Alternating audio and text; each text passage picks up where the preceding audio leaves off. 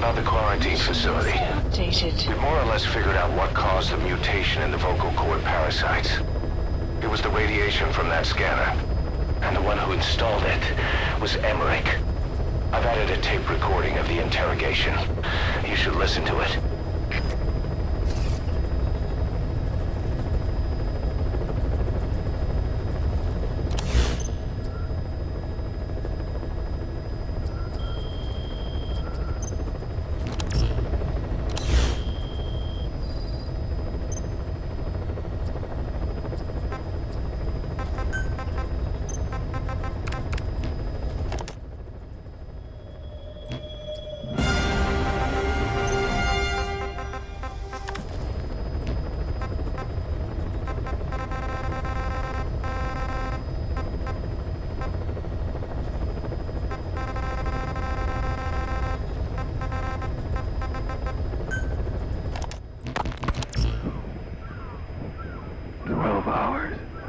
After exposure to the blood of a symptomatic colleague, I found myself making my way up the stairs to this room.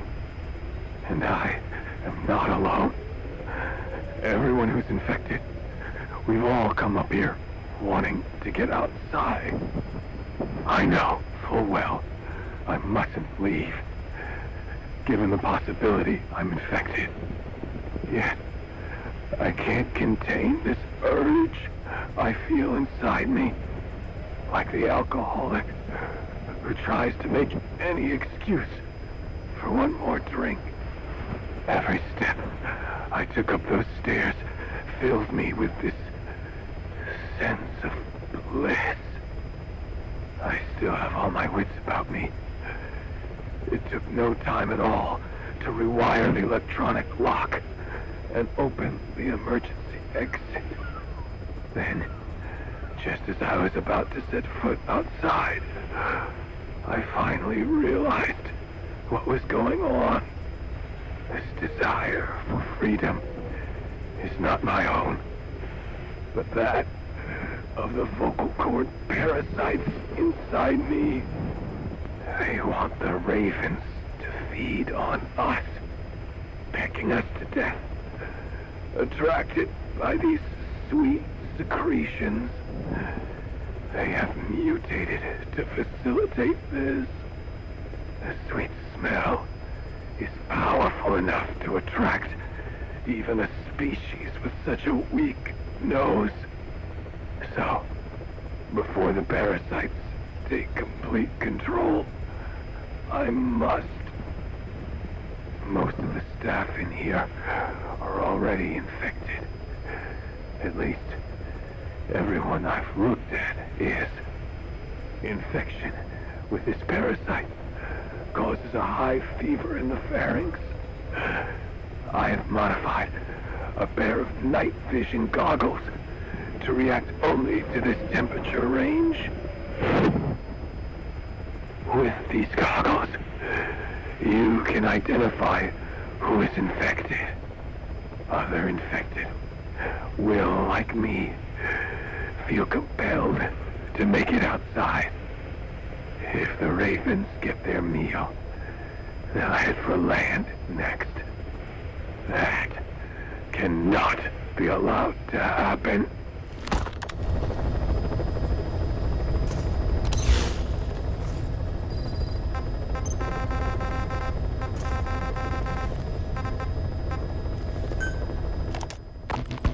The whole idea of the vocal cord parasites was that they'd only copulate once exposed to a specific language over time. But the parasites infecting our men in the laboratory laid their eggs straight away. The larvae were eating their lung tissue almost immediately. What kind of mutation was it? Those who were infected and cured still carried the vocal cord parasites in their throats. They were still there, but the males had been rendered female by the Wolbachia, and copulation could not occur. So we thought, but it is the Wolbachia that mutated. Not the parasites? You remember I told you the Wolbachia attempts to maximize its number of female infected hosts? Yes, hence the male-to-female transformation. Precisely. But other Wolbachia strains use different methods. Cytoplasmic incompatibility, killing the males, and parthenogenesis. Parthenogenesis. Aphids. Aphids use that to reproduce via females only. Very good.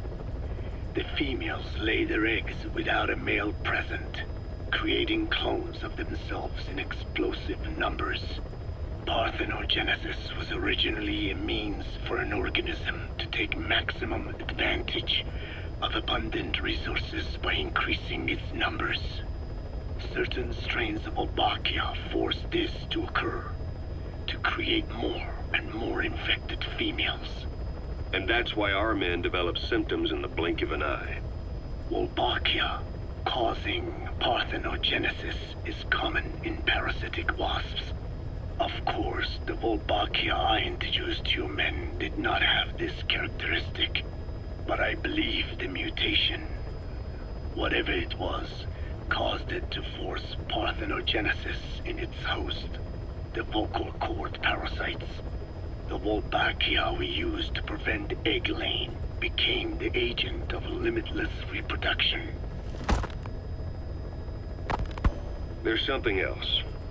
The symptomatic infected in the laboratory all wanted to get outside, even knowing there was napalm waiting for them out there. You said the parasites made them act that way, but parasites controlling humans. Is it possible? Parasites altering the host's behavior is a common occurrence in the world of nature. Long ago, the vocal cord parasites had this ability, but even I never foresaw they might control humans. Until I heard the things your man said. You mean the researcher on the top floor? The bit about, I'm not a snail. Yes. Among parasitic worms, there is a genus called Leucochloridium that uses snails as intermediary hosts.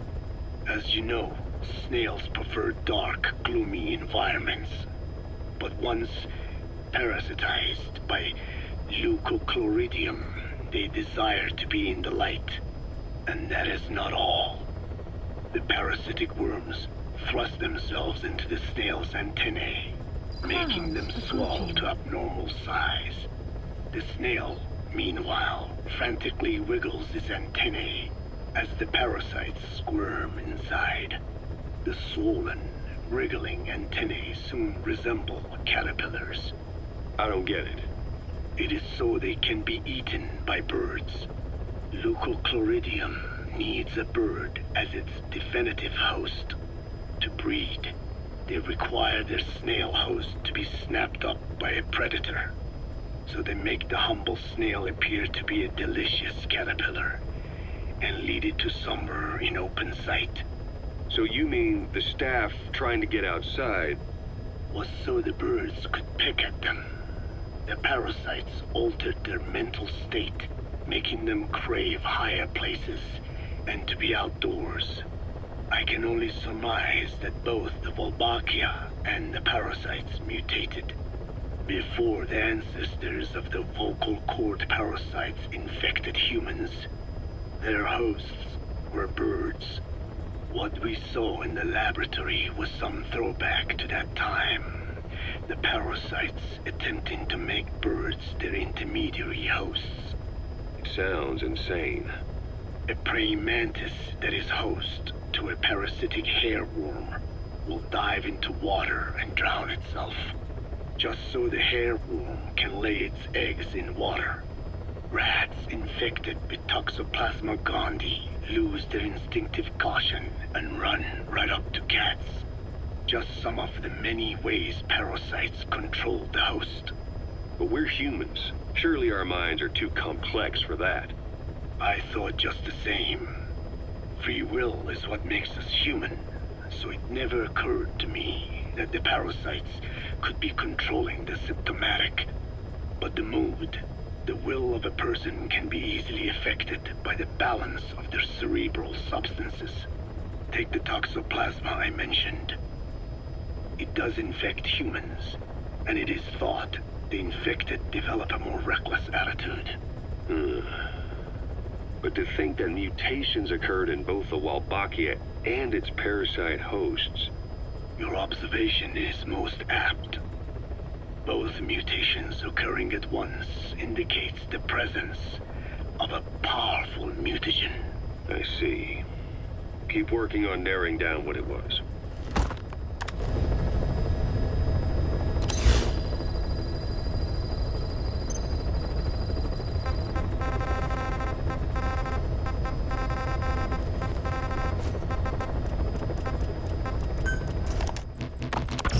Well, Doctor, I have the report on the incident at the quarantine facility. Assuming the vocal cord parasite underwent a mutation. The only plausible explanations are exposure to some high-concentration mutagen or radiation. As you know, some of the staff at the quarantine facility were infected with the parasites. The Wolbachia prevented them from copulating, but the parasites themselves can't be removed from their host's vocal cords. Once you're infected with Skullface's parting gift, you're stuck with it. The researchers regularly used X-ray equipment to monitor the parasites in their throats. No problem there, they kept a close eye on the radiation doses. But that equipment didn't just give off X-rays. It was also emitting beta rays. Even though that's unnecessary for the scans. See, beta rays have far worse effects on DNA than X-rays. Meaning the only logical conclusion is that someone added in a beta ray emitter to trigger a mutation. Those beta rays leaked out from inside the equipment. Because the emitter was retrofitted, the shielding was inadequate. And the person who ordered and inspected the equipment was you, Doctor. That makes you the only person with the opportunity to install that emitter. So now you're saying I sabotaged medical equipment for some wild plan to make the vocal cord parasite kill everyone? Or maybe you thought it'd reveal a way to treat the parasite without using the Wolbachia. And with that much to barter, I suppose some people would welcome even a pathetic cur like you. Just stop it.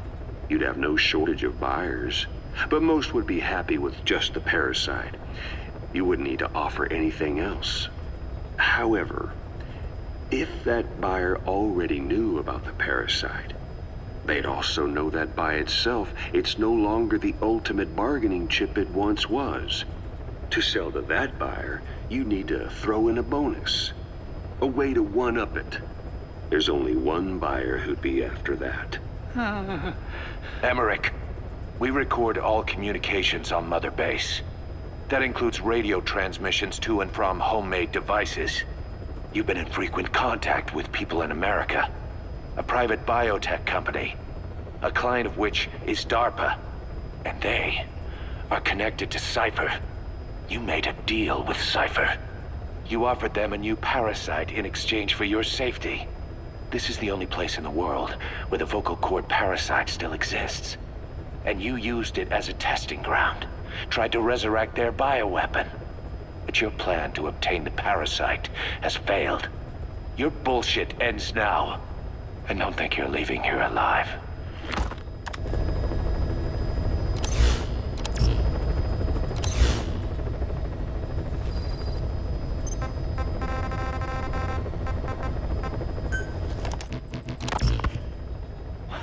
Wait, what are you talking about? Just what do you plan to do? Present the charges against you, and render an appropriate punishment. You're gonna put me on trial? Call it what you like. What's the meaning of this? Out of here, all of you. Back to your posts. No, hang on. Huey has killed their comrades and interfered with their lives. They've had all they can take. Kill that son of a bitch! Kill her! Kill her! Stop! This is insane! You have no evidence whatsoever. You say you're an army free from government. You talk big about being a nation unto yourselves. But from the outside, you're just thugs, rebels, a militia, you terrorists, an unhinged threat to society. You're nothing but a bunch of psychopaths. So you're not with us?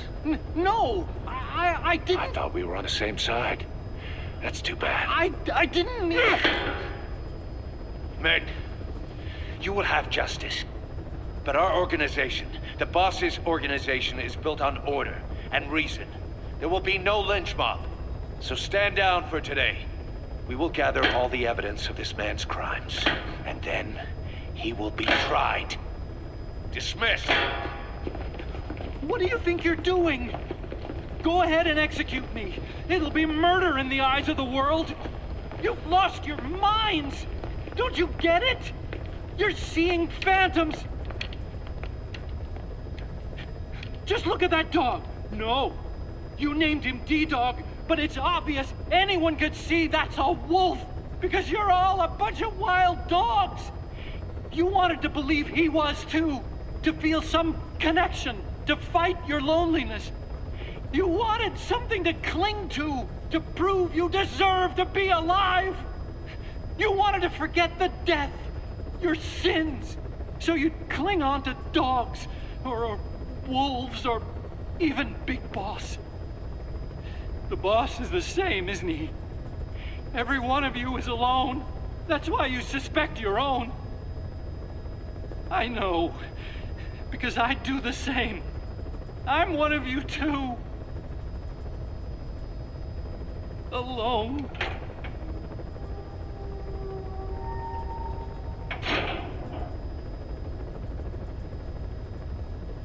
Open your eyes! What you're doing is murder! Plain and simple. All you ever create is war! War and violence can never lead to peace!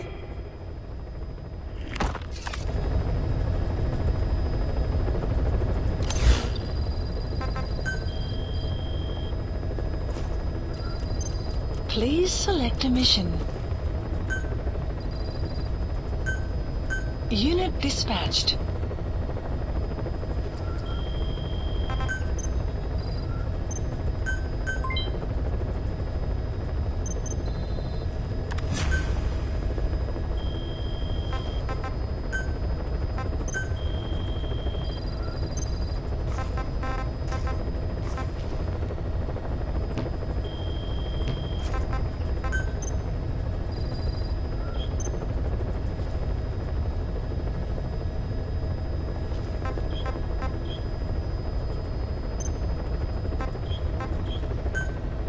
Commencing platform construction.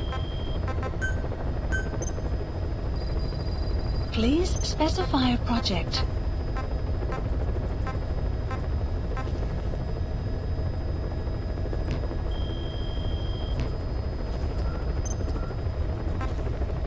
Please select a landing zone.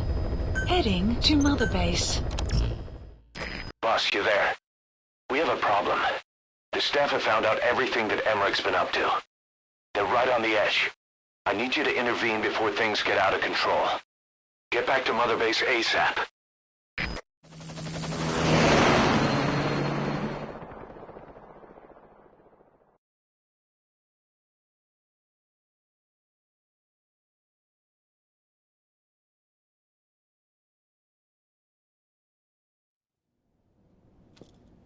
Nine years ago, this man acted as accomplice to the attack on Mother Base. He then provided support to Skullface. Conspiring with Eli, he repaired Sahelanthropus in secret. His research materials caused the leak at the quarantine facility, which in turn caused the Walbachia mutation, letting the parasites off their chains. We lost a lot of good men. He also stands accused of murdering one of his own family, hiding the body. I haven't killed anyone. The rest is all wrong, too. The inspection was supposed to help everyone. I sacrificed myself for my companions just as much as any of you. Why won't you believe me?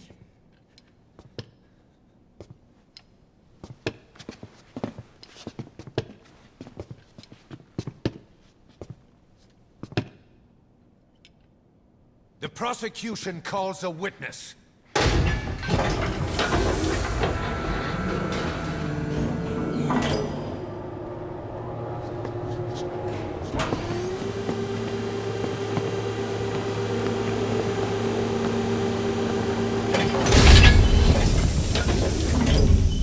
Yuroslav's gravestone, haunted by her phantom.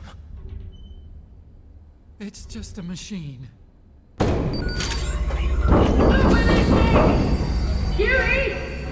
Damn it, Huey! Open it now! Please! Let me out! Kill me! It recorded it all. Everything. Everything you did living together. How could a machine? You forced your own son into the cockpit of a Metal Gear, a test subject. How? His mother had to hide him away, and for that you locked her in that coffin. No! She did it herself! It was suicide! And even if I did, what right do you have? There's more. We have you to tell us everything you've done, everything you've thought. All this time. 9 years ago, you agreed to the inspection in return for Cypher's guarantee that you'd be spared. I thought it was real! We've reviewed into everything else that's happened since you arrived here. Please. Guilty!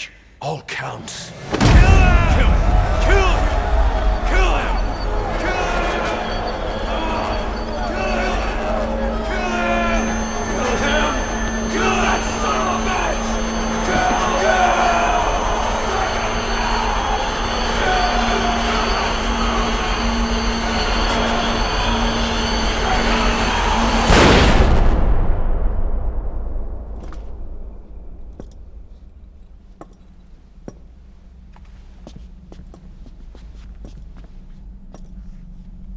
We exist outside the law. What should we do, boss? Just give the order. We'll handle the rest.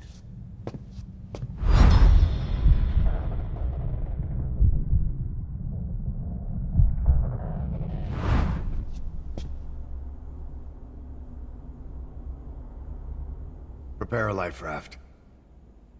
Big enough for one. Food and water, too. Boss, He's leaving. he's responsible for all of this! Think of all the men! He didn't lose a damn thing! This is the enemy! And he's here on his knees! Oz, you are right. He is not one of us. But we are not responsible to judge an enemy. He leaves Mother Base, and that'll be the end of it.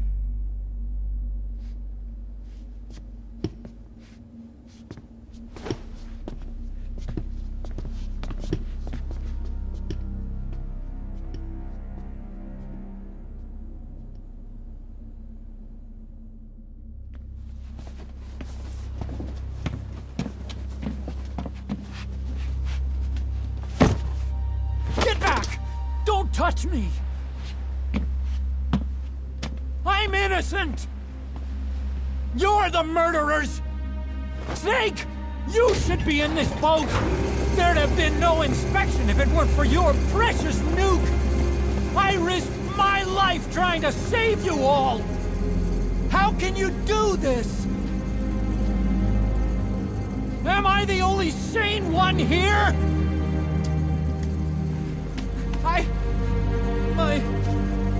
It's not my fault!